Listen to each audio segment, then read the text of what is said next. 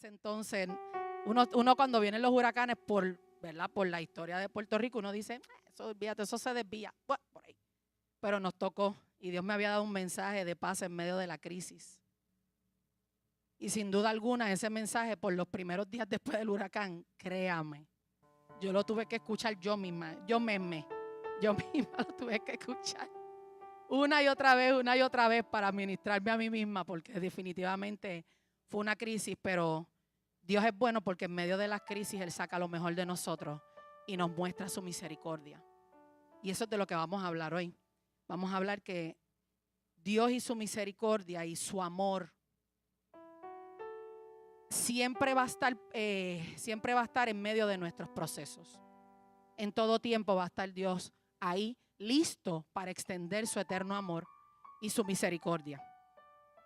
Y vamos a establecer nuestra base bíblica en el libro de Apocalipsis. Vamos a entrar, ¿verdad?, en 4 de las 7 cartas que Dios le revela a Juan. Y este libro contiene revelaciones muy poderosas acerca de lo que es la base del cristianismo, ¿verdad?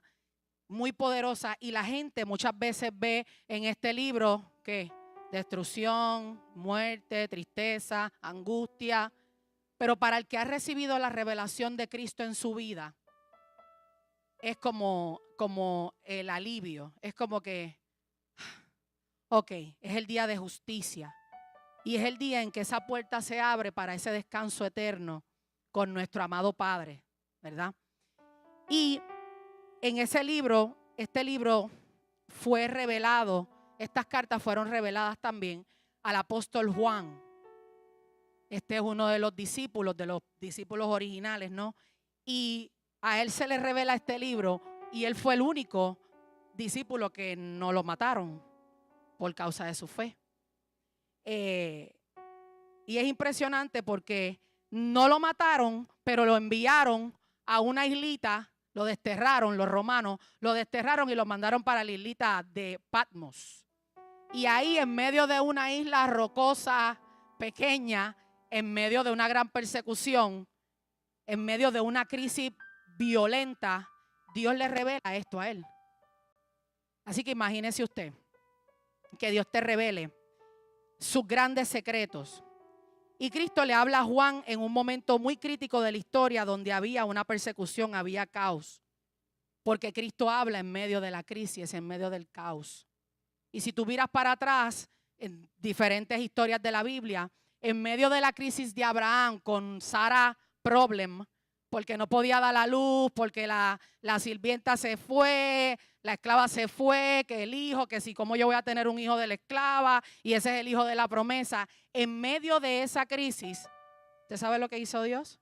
Se presentó con unos ángeles y lo cogió y le dijo, se le presentó y le dijo, para que sepas que tu esposa va a dar a luz. Y él, ¿what?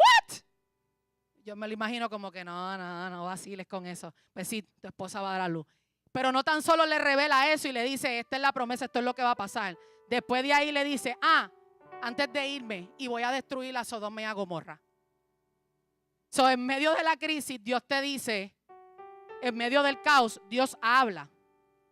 A Moisés, en medio de la crisis con Faraón, que estaba persiguiendo, ¿verdad?, al pueblo de Israel, le dijo, se le aparece y le dice, para que pinten los marcos, porque esta noche el ángel de la muerte se va a llevar a los primogénitos.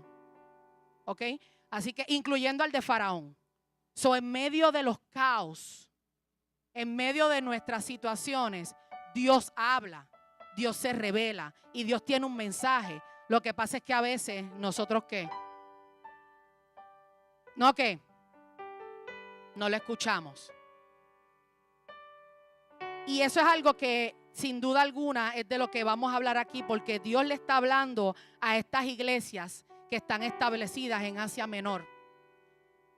Las 7 iglesias mencionadas en el relato profético se llaman Éfeso, Esmirna, Pérgamo, Tatira, Sardis, Filadelfia y la Odisea. No las puedo discutir todas porque es demasiado extenso. Esto tiene mucho simbolismo. O sea que no vamos a entrar ahí, vamos realmente a entrar, ¿verdad? En la esencia de lo que Dios le quería decir a esas iglesias.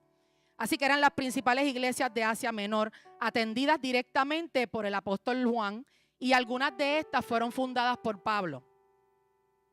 Estas ciudades eran puentes para la actividad político, social y económica de Asia Menor. Muchas de ellas tenían grandes monumentos. Y entre una de ellas, que era la iglesia de Éfeso, se levantó un templo de una diosa que se llamaba Diana. Y esta era la diosa que para ese entonces era la patrona de la prostitución.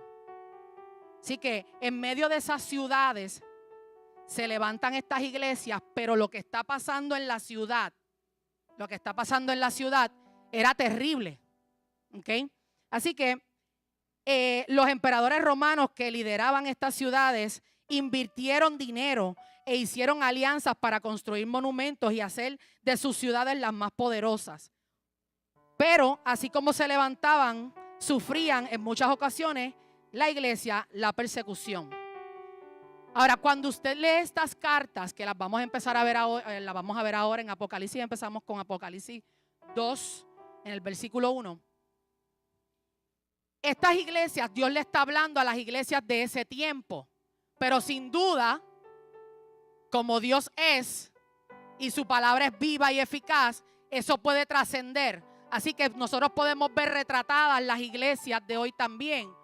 Así que ese mensaje no solamente va a ser para las iglesias antiguas, sino que hay un retrato de lo que está pasando dentro de las iglesias hoy. Pero más aún, Dios te habla en calidad de individuo, porque la iglesia la conformamos ¿quiénes? Nosotros. Así que en esto tú puedes ver los estados espirituales de esas personas que conforman esas iglesias. Y lo tenemos que traer a nuestra vida. Puede sonar como una amonestación, pues sí, puede ser una amonestación. Lo que pasa es que al final de todo, Dios es Padre. Y su misericordia es que es nueva cada día. Esto no es para señalar a nadie, sino por el contrario, para que nosotros reflexionemos y si estamos en una de estas situaciones, que uno entra y sale. Yo he estado aquí. Este mensaje Dios hace 2 años, 3 años cuando vino, ¿cómo se llama esta que canta bien bella? Ella que canta horrible, que es bien fea. Cuando vino Sheila Romero, nosotras montamos una danza basada en el libro de Revelaciones y cuando yo leí estas 7 cartas, yo hice, pero entendí que a lo mejor no era el tiempo de predicarlo. Así que el mensaje era para mí. Pero hoy sí lo puedo decir, ¿verdad? Lo puedo expresar. Así que estas 7 cartas, como les dije, fueron escritas, reveladas a Pablo y realmente había una situación muy terrible pasando dentro de las iglesias. Vamos a Apocalipsis 2:1 y vamos a entrar primero en la iglesia de Éfeso. Ya estamos. Escribe esta carta al ángel de la iglesia de Éfeso. Este es el mensaje de aquel que tiene las 7 estrellas en la mano derecha, del que camina en medio de los 7 candelabros de oro. Yo sé todo lo que haces, he visto tu arduo trabajo y tu paciencia con perseverancia. Sé que no toleras a la gente malvada, has puesto a prueba las pretensiones de estos, que dicen ser apóstoles, pero no lo son. Has descubierto que son mentirosos. Has sufrido por mi nombre con paciencia sin darte por vencido. Pero tengo una queja en tu contra. No me amas a mí, ni se aman entre ustedes como al principio. Mira hasta dónde has caído. Vuélvete a mí y haz las obras que hacías al principio. Si no te arrepientes, vendré y quitaré tu candelabro de su lugar entre las iglesias. Pero tienes esto a tu favor. Odias las obras malvadas de los nicolaítas, al igual que yo. Todo el que tenga oídos para oír debe escuchar al Espíritu y entender lo que Él dice a las iglesias. A todos los que salgan vencedores les daré del fruto del árbol de la vida que está en el paraíso de Dios. Y yo sé que en algunas ocasiones yo personalmente prediqué acerca del primer amor aquí en esta iglesia. Y sé que Brenda también predicó acerca de despierta, ¿verdad? Que tenía que ver con este texto. Pero mire qué impresionante es Dios. Número 1, cuando Él empieza, Él dice, yo sé. La omniscencia de Dios sabe cuál es tu estado hoy. No hay nada que tú puedas estar sintiendo, no hay nada donde tú puedas estar parado hoy que Dios no lo sepa. Él lo sabe. Él lo sabe y le dice, y he visto tu arduo trabajo. A veces nosotros nos equivocamos porque pensamos que estamos haciendo demasiado en la iglesia o fuera de la iglesia, o estamos pasando trabajo en nuestra vida personal. Nosotros pensamos que Dios no sabe eso y que no lo toma en cuenta. Sí, Él lo reconoce, Él sabe dónde tú estás parado. Él lo sabe. Ahora, conoce tu paciencia con perseverancia, que no toleras a la gente mala, malvada.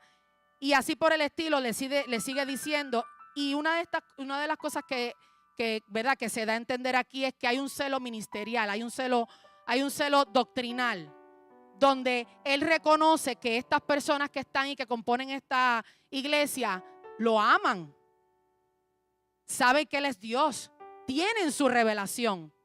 Pero ¿qué ha pasado en el camino? Cuando a veces nos llenamos de muchas cosas, a veces lo dejamos a Él afuera. Y eso es lo que Él le está diciendo. Él le está diciendo, fíjate que tú has hecho muchas cosas que a mí me gustan, has hecho muchas cosas por mi nombre, pero lo más importante, me sacaste a mí del panorama. Y esto se refiere a que en muchas ocasiones nuestra relación con Dios, hacemos muchas cosas dentro de la iglesia, porque estamos hablando de las iglesias. Hacemos muchas cosas dentro de la iglesia. Evangelizamos, cantamos, adoramos, nos faltamos. Cuando hay que hacer algo dentro de la iglesia, aquí estamos nosotros, pastor, aquí estoy yo. Pero ¿de qué vale todo eso si Dios sale fuera de la vida tuya? ¿De qué vale todo eso si tu relación con Él empieza a estrecharse? Porque el enfriamiento de un cristiano surge lentamente. Y es precisamente de lo que Él está hablando ahí. En esta ciudad se levantó la idolatría, el ocultismo, la lascivia, la seducción. Así que junto con ellos viene la alza de falsos profetas. Y sin duda afectaba a la iglesia porque estos espíritus distraen a la gente. Nosotros a veces andamos distraídos. Y podemos andar distraídos dentro de la iglesia y seguir adorando, amando a Dios. Andamos distraídos y pensando, mira aquel no se congrega, no está viniendo. Mira esto, mira aquello. Ay, si el pastor hiciera esto, si el pastor predicara de esta forma. Ay, si hicieran esto, hicieran aquello. Estamos entretenidos. Mientras que nuestra relación con Dios se está estrechando y se está enfriando. Y Dios denuncia haber dejado el primer amor. Esto que tú conoces es como si Él te dijera, tú sabes quién yo soy. Pero de repente ya yo no pertenezco a tu vida. Nuestro amor se ha deteriorado, ¿no? Dice, no se trata de lo que hacemos en nuestra congregación, sino lo que hacemos por Él, ¿verdad? Así que eso es una de las cartas que Dios le habla, ¿verdad?, a Juan acerca de Éfesos. Y dice, y regresa a las primeras obras. Porque nosotros cuando llegamos a Cristo, nosotros llegamos, yo por lo menos, yo voy a hablar de mí porque yo llegué sin saber orar. Yo llegué sin unción. Yo llegué sin saber danzar. Yo llegué sin saber qué era adoración. Inclusive, aún estudiando en colegio católico, a medida que pasó el tiempo, yo siempre pensaba en que sí, Dios existe. Pero Jesús no me hacía sentido. No me hacía sentido porque es Jesús. Pero si no me hacía sentido que es Jesús, menos me hacía sentido el Espíritu Santo. Y eso pasa con mucha gente que llega al Evangelio. Piensa en Dios Padre porque nos enseñan eso desde pequeño. Pero ¿cuál es la función de Jesús? ¿Cuál es la función del Espíritu Santo? No. Y eso se aprendió aquí. Así que cuando tú llegas a Cristo, tú llegas sin nada. ¿Cómo es que de repente ahora lo sabes, lo conoces y te recibiste la revelación, pero lo dejaste a Él afuera? No hay una relación íntima con Él, que es lo que Él busca. Porque tú puedes no hacer nada, pero si tu relación con Dios es estrecha, Él se va a encargar de cubrir todas y suplir todas y cada una de tus necesidades en todo tiempo. Y que todos tus procesos Él va a estar ahí ministrando a tu vida. Quitar el candelero en el sentido escatológico significa que es el remanente que el remanente creyente no tendría que pasar por el juicio y la gran tribulación, pero la desconexión y el enfriamiento hace que la luz divina también se disipe en nuestras vidas. Y usted sabe lo que puede representar eso, una muerte espiritual. Cuando tu relación con Dios comienza a deteriorarse y tú empiezas a estar entretenido en un montón de cosas y en los quehaceres. Estamos hablando de gente cristiana. Estamos hablando de gente que le sirve a Dios, que cree en Dios. Pero si tú andas entretenido en muchas otras cosas, la muerte espiritual puede tocar a tu vida. ¿Sabes lo que significa muerte espiritual? El acceso legal al enemigo, a que el enemigo pueda ministrar tu vida. ¿Por qué? Porque si yo lo saco a él, ¿quién ocupa su lugar? Y eso, nosotros tenemos que cuidarnos de eso, ¿no? Y dice, vámonos para la iglesia de Esmirna, que es la 2:8. Vamos para el 2, capítulo 2, versículo 8. Y dice la Biblia: y escribe el ángel de la iglesia en Esmirna, el primero y el postrero, el que estuvo muerto y vivió desde esto. Fíjese que Dios siempre se va a revelar de una manera diferente cada vez que comienza una de las cartas. En este caso, Jesús se revela como el eterno soberano y vencedor de la muerte. Y dice: yo conozco tus cargas y tu tribulación y tu pobreza y la blasfemia de los que se dicen ser judíos y no lo son, sino sinagoga de Satanás. No temas en nada lo que va a padecer. He aquí el diablo echará a algunos de vosotros en la cárcel para que seáis probados y tendráis tribulación por 10 días. Sé fiel hasta la muerte y yo te daré la corona de la vida. Y advierte: el que tiene oído, oiga lo que el Espíritu dice a las iglesias. El que venciera no sufrirá daño de la segunda muerte. En esta ciudad tenía cerca de 2,000 habitantes, donde nació una pequeña congregación, probablemente producto de la evangelización de Pablo. El anciano pastor era Policarpio, quien era amigo de Juan y fue condenado a muerte por negarse a rechazar la fe cristiana. Pero en términos económicos, es una realidad que cuando Dios le dice: conozco tu pobreza, es porque había una estrechez económica ahí. ¿Por qué? Porque aunque estaba en una ciudad próspera, los recursos se limitaban. ¿Por qué? Pues porque ustedes no van con la fe de nosotros, con lo que nosotros creemos. Ustedes creen en un Jesús, pues de verdad se limitaban los recursos, así que la hace llevar a una estrechez económica individual de sus individuos, pero también de la iglesia per se. Y cuando tú lees esta carta, Dios está diciendo: y ponte en ese lugar, hijo mío. Yo sé que a lo mejor, yo no sé cuántos de ustedes han pasado por eso, que por tener el sello de cristiano se discrimina contra ustedes. Yo no he vivido eso, pero sí conozco gente muy de cerca que ha tenido que pasar por eso. Pero no tan solo eso, porque a veces eso le podemos dar otro nombre. Hay crisis, la crisis económica ha provocado que lamentablemente tu crisis haya aumentado y económicamente tengas estrechez económica, y eso te ha desenfocado, y eso ha jamaqueado tu piso, y eso lamentablemente Dios a veces paga por cosas que Él no tiene culpa. Esa estrechez económica Dios la menciona, y mire qué maravilloso es Dios, que para todas nuestras situaciones, hasta para las económicas, Él tiene la solución.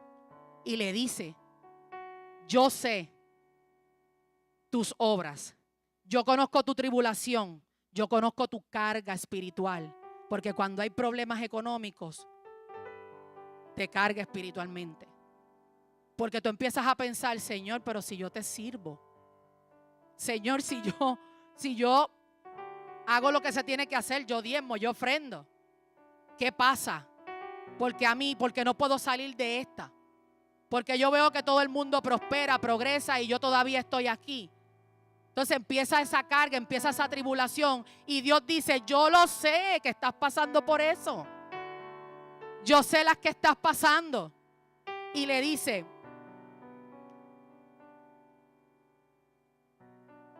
y tu pobreza y la blasfemia de los que dicen ser judíos, porque está denunciando a los judíos que conocían la ley, pero no creían en Jesucristo, y no lo son, sino sinagogas de Satanás.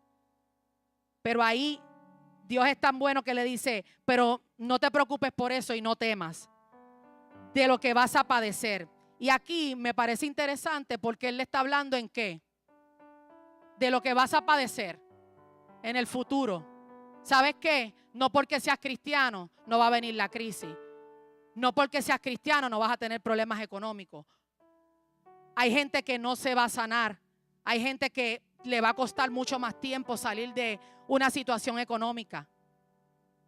Hay gente que se va a divorciar. Hay gente que la va a pasar mal, es cierto, porque somos seres humanos y vivimos en este mundo. Pero Dios dice, no temas, yo estoy aquí. Y esto no puede ser motivo para que tu vida espiritual disminuya o merme. Tu relación con Dios no puede estar ligada a tus situaciones naturales. Tu relación con Dios no puede depender de si tengo chavo, estoy contento, vamos arriba, pump it up. No, imposible. Tu relación con Dios tiene que ver con que yo tengo mi fe puesta en ti y yo sé que mi estado emocional a lo mejor está tambaleando, pero como yo confío en ti, tú vas a tener el cuidado de mí y juntos vamos a atravesar esta crisis hasta que tengamos la victoria, porque Dios promete la victoria para el que persevera. Y dice, el que tiene oído que oiga lo que el Espíritu le dice a las iglesias. Dios habla a nuestra iglesia y nos habla en calidad de iglesia, pero nos habla en calidad de individuo, porque yo sé que aquí hay gente que ha tenido que pasar situaciones muy difíciles económicamente hablando. Tanto así como dice esta palabra, hasta la pobreza. Y que el pastor no se entere de que usted está pasando por esa situación. O que no se entere uno de nosotros, claro está. Porque sabe que se lo va a decir a papá. Dice, conoce tus pruebas, tus tentaciones, tus debilidades, lo que te puede hacer claudicar. Dios conoce todo eso. Pero venció. Y cuando nosotros hablamos, si piensas en la historia de Job, ¿qué le pasó a Job? ¿Qué le pasó a Job? El hombre lo perdió todo. El hombre lo perdió todo. Y el hombre peleó, gritó. Tenía una gente que bien chulita que le estaban dando unos excelentes consejos. Cuídate de eso también. El pastor lo ha dicho aquí. O sea, tú estás pasando problemas matrimoniales y vas donde un divorciado o una divorciada. ¿Serio? Porque lo que te va a decir es que echa para allá, zapato viejo. ¿Viste, Rosana? Pónganme a cantar. A algunos se le probará la fe. Dios le dio la autorización a Satanás para probar a Job. Y este se debilitó y sufrió casi hasta morir, pero venció y fue más que bendecido en el aspecto económico. Mas la victoria más grande es cuando le dice, de oídas te había oído, mas ahora mis ojos te ven. Porque pudo recibir la revelación de que Dios tiene cuidado de sus hijos en todo tiempo. Amén. En un sentido escatológico, estos versículos se refieren al juicio final y la victoria que habrían de recibir al que resistiera. Mas la aplicación para nosotros es que tus aflicciones, tus luchas, Dios tiene pleno conocimiento de ellas y que no claudiques ni te quiebres. Y una vez más que resiste, porque el que resiste no sufrirá los daños. Vámonos a Pérgamo, en el 12.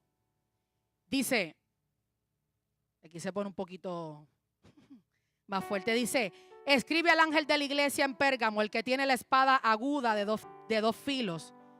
Dice esto, y aquí Dios se está presentando como autoridad. Yo conozco tus obras y donde moras, donde está el trono de Satanás, pero retienes mi nombre y no has negado, porque retienes mi nombre y no has negado mi fe. Ni aún en los días en que Antipas, mi testigo fiel, fue muerto entre vosotros, donde mora Satanás. Pero tengo unas pocas cosas contra ti, que tienes ahí a los que retienen la doctrina de Balaam y que enseñaba a Balac, a poner tropiezo ante los hijos de Israel, a comer de cosas sacrificadas a los ídolos y a cometer fornicación. Y también tienes a los que retienen la doctrina de los nicolaitas, los que yo aborrezco. Por tanto, arrepiéntete, pues si no, vendré a ti pronto y pelearé contra ellos con la espada de mi boca. El que tiene oído, que oiga lo que dice el Espíritu a las iglesias. Al que venciere, daré de comer del maná escondido y le daré una piedrecita blanca, y en la piedrecita ha escrito un nombre nuevo, al cual ninguno conoce, sino aquel que lo escribe. Pérgamo significa matrimonio consumado, y esta ciudad era la sede del ocultismo que hubo con unos exiliados maestros de la magia negra, y estos fueron a tener a la ciudad de Pérgamo. Ahora, fíjate que aquí, si él le dice, yo conozco tus obras, pero le está denunciando que está cediendo ante las tentaciones del mundo cuando tenemos bigamia espiritual. Cuando por un lado adoramos, cuando por un lado hablamos de Dios, llegamos acá, Dios te bendiga, pero cuando estamos allá afuera nos mezclamos y parecemos del mundo, tomamos malas decisiones. Y cuando hablo de tomar malas decisiones, estoy hablando de cosas que no te representan como cristiano. Y mucha gente tiene luchas y nosotros no nos vamos a meter con eso, porque ese es tu proceso con Dios. Ese es tu proceso con Dios. Lo que pasa es que tú tienes que ser vertical. Muchas veces, y en esta situación de el huracán, hay unas ayudas, y a veces gente miente para recibir el beneficio. Bigamia espiritual. Hay veces que por obtener unos beneficios recurrimos a malas prácticas, y eso nos representa a Dios. Y es malo decirlo desde un altar, pero es la realidad. Porque somos cristianos aquí y somos cristianos afuera. Y esta gente, lamentablemente, estaba adoptando las costumbres del mundo. Cuando la libertad se convierte en libertinaje, hay bigamia espiritual.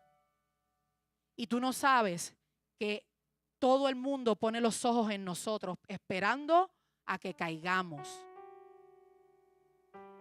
A veces nuestros comentarios en Facebook, en las redes sociales, a veces nuestras fotos, a veces nuestras expresiones no demuestran que Cristo vive en nosotros.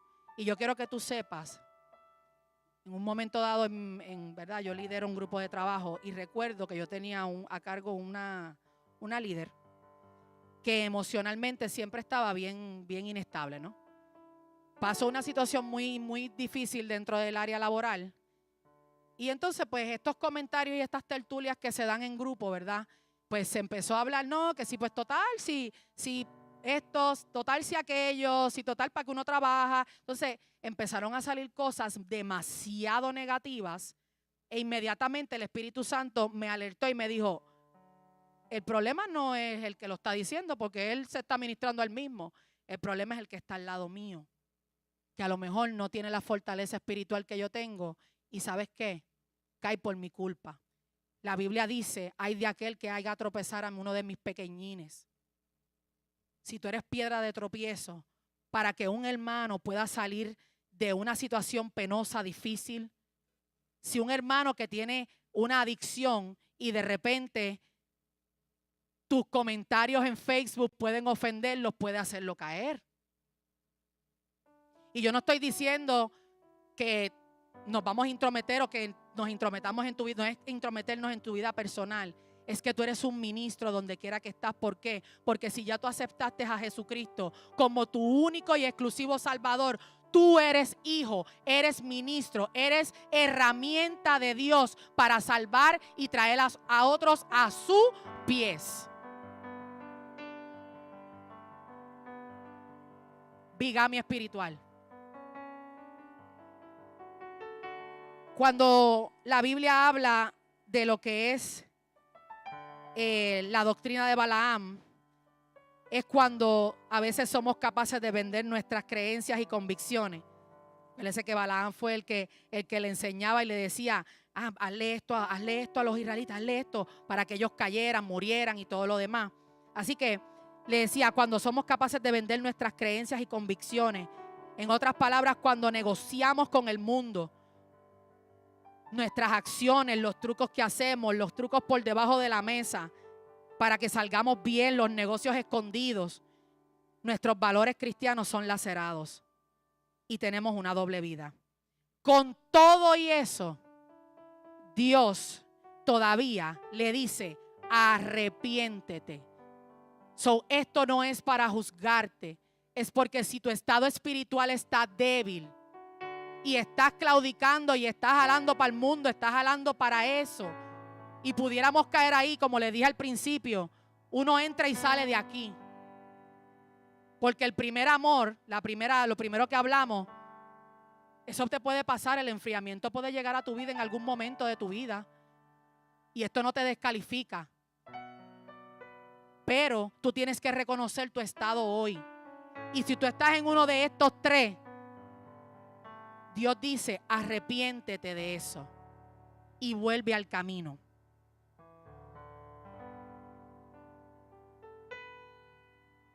Vamos a Tiatira, el 18, y dice, escribe esta carta al ángel de la iglesia de Tiatira. Este es el mensaje del Hijo de Dios, el que tiene los ojos como llamas de fuego y los pies como bronce pulido. Aquí Dios se revela como juez soberano y vencedor. Sé todo lo que haces, he visto tu amor, tu fe, tu servicio y tu paciencia con perseverancia. Y veo tu constante mejoría en todas estas cosas. Tengo una queja en contra. Permites que esa mujer, esa Jezabel, que se llama a sí misma profetisa, lleve a mis siervos por un mal camino. Ella le enseña a cometer pecado sexual y a comer alimentos ofrecidos a ídolos. Le di tiempo para que se arrepintiera, pero ella no quiere abandonar su inmortalidad. Por lo tanto, la arrojaré en una cama de sufrimiento y los que cometen adulterio con ella sufrirán terriblemente, a menos que se arrepientan y abandonen las maldades de ella. Heriré de muerte a sus hijos. Entonces todas las iglesias sabrán que yo soy el que examina los pensamientos y las intenciones de cada persona. Y le daré a cada uno de ustedes lo que merezca. También tengo un mensaje para el resto de ustedes de Tiatira. Los que han seguido esa falsa enseñanza, no les pediré nada más. Solo que retengan con firmeza lo que tienen hasta que yo venga. A todos los que salgan vencedores y me obedezcan hasta el final. Les daré autoridad sobre las naciones, gobernarán las naciones con vara de hierro y lo harán pedazos como si fueran ollas de barro. Tendrán la misma autoridad que yo recibí de mi Padre y también le daré la estrella de la mañana. El que tenga oídos para oír debe escuchar al Espíritu y entender lo que Él dice a las iglesias. Yo pienso que de las cuatro la más fuerte es esta. Obviamente por el tipo de pecado, ¿verdad?, que se estaba cometiendo dentro de esa iglesia. Cuando la Biblia habla de Jezabel, quiero definirte algo rapidito. Y dice, Jezabel significa sin esposo, no casada. Sus antecedentes eran de la ciudad de Sidón, a quienes tenían como diosa Astrodat, diosa de la fertilidad, cuyos cultos eran desenfrenadamente inmorales. Casada con Acab y promovió los sacrificios y la prostitución religiosa. Dios estaba denunciando a esta iglesia porque andaba involucrada o seducida por los siguientes espíritus. 1. Egoísmo, autosuficiencia, la contienda, la murmuración, el menosprecio de la palabra, el menosprecio de las profecías de Dios, engaño y la mentira, el control y el poder, la falsa vida espiritual y la manipulación, la sensualidad, el exhibicionismo, la fornicación, el adulterio. Entonces, yo no sé si usted puede pensar que una iglesia pueda tener esto. Y yo estoy segura que aquí no.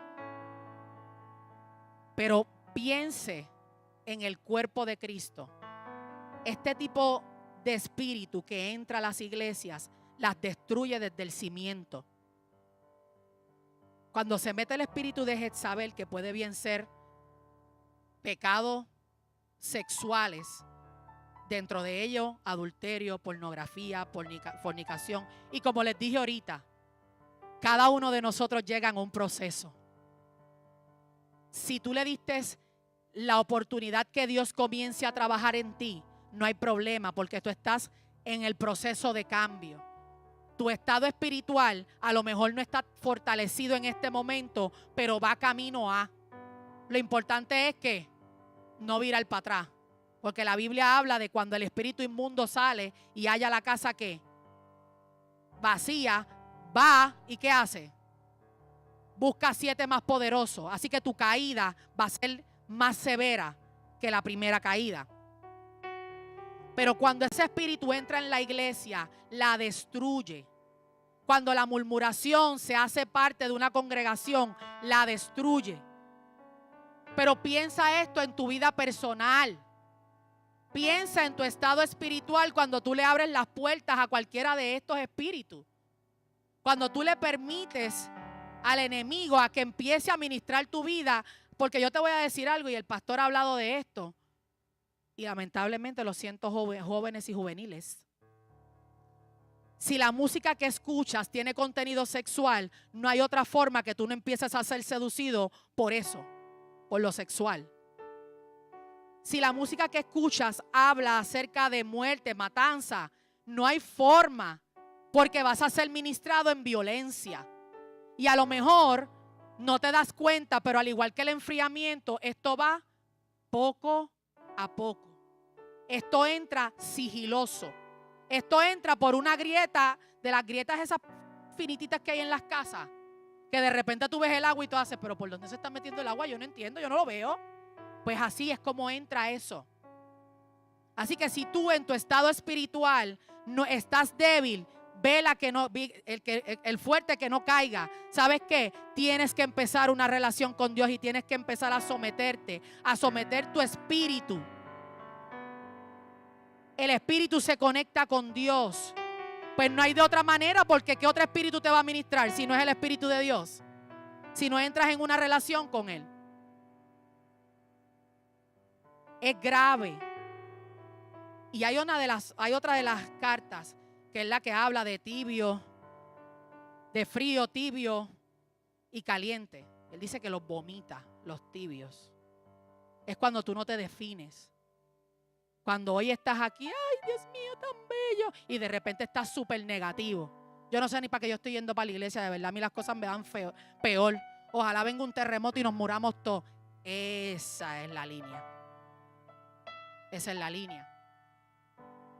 So, tú tienes que velar ese estado espiritual en el que tú estás hoy. Ahora, un detalle importante no solo es lo que hacemos físicamente, sino, decía la palabra, que Dios es el que examina. O sea, que no es lo que tú, no es solamente lo que tú dices o lo que tú haces, sino lo que ¿qué? Lo que piensas y lo que sientes. Si tú tienes contienda con un hermano, Dios lo sabe. Yo no lo sé, porque tú no me lo has expresado. Esa persona no lo sabe porque tú no se lo has expresado, pero Dios sí. Porque Dios escudriña el corazón del hombre.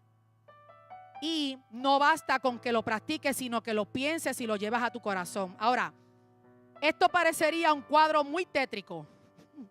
Y hasta pensaríamos que la iglesia está perdida.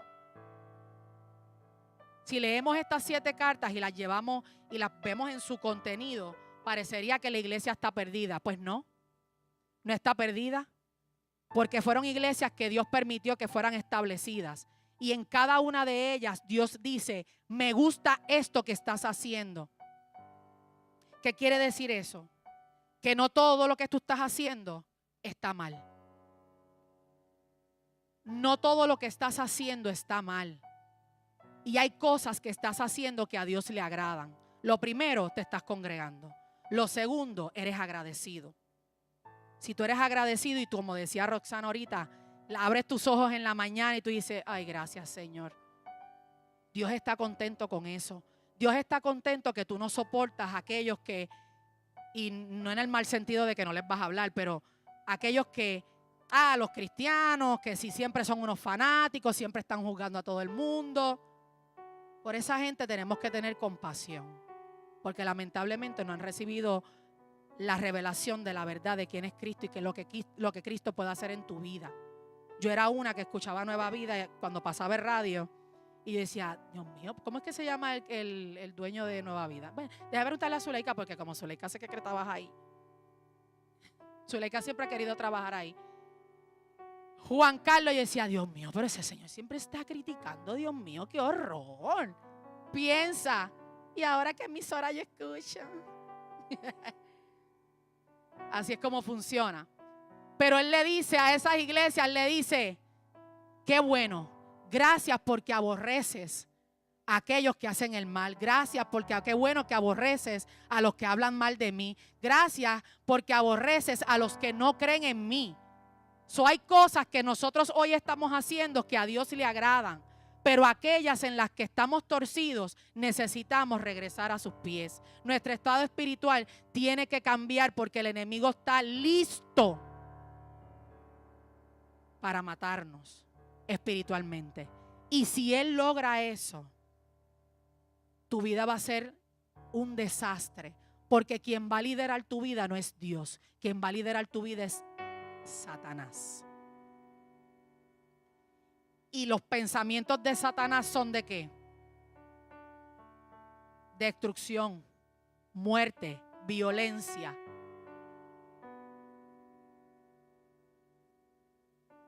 Cuando tú entras en una relación con Dios, que es lo que Dios quiere que tú hagas, porque estas cartas tienen todas un factor común y les dice, les advierte, el que tenga oídos, que escuche lo que el Espíritu le dice a la iglesia. ¿Quién dice? El Espíritu. ¿El Espíritu de quién? El Espíritu de Dios. Necesitas empezar a cambiar tu relación con Dios.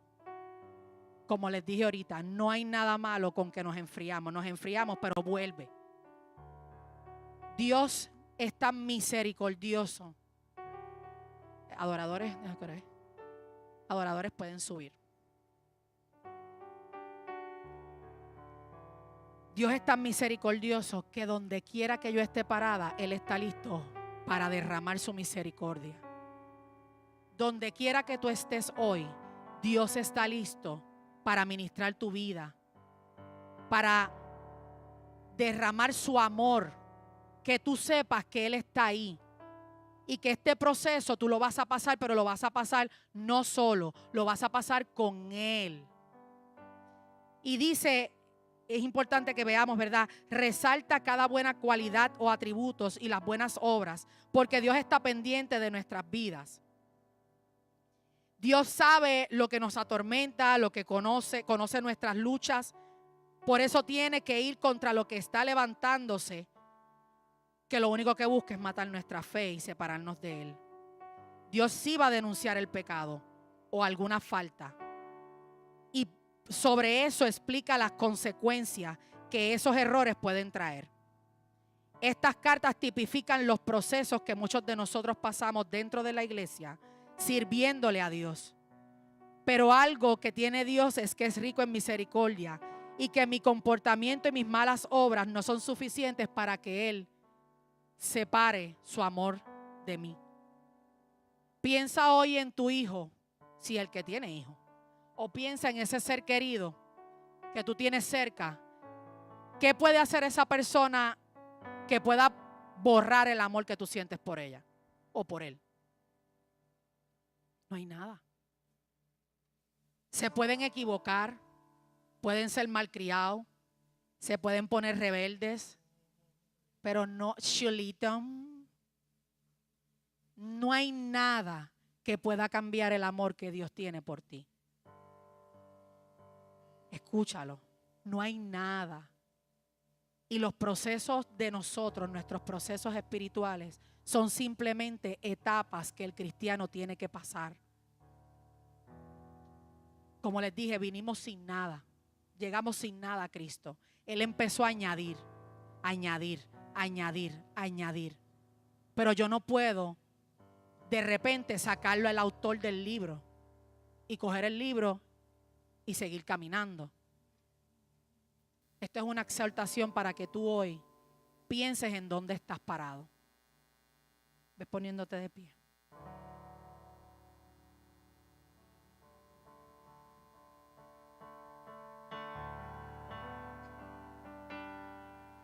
Dios es bueno. Muy bueno.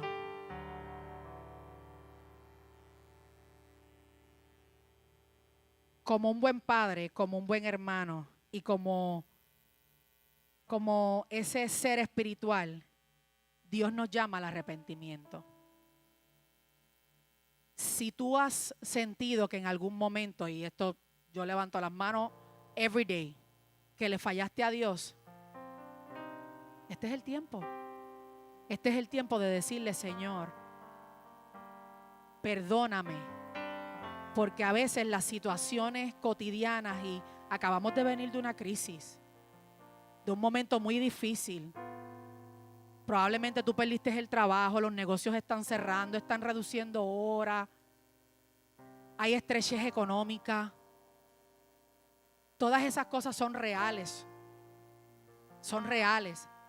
Pero si hoy Dios te dice: hijo mío, yo sé, yo conozco tu arduo trabajo, yo sé que has pasado momentos difíciles por mi nombre, porque para nosotros los seres humanos es bien fácil.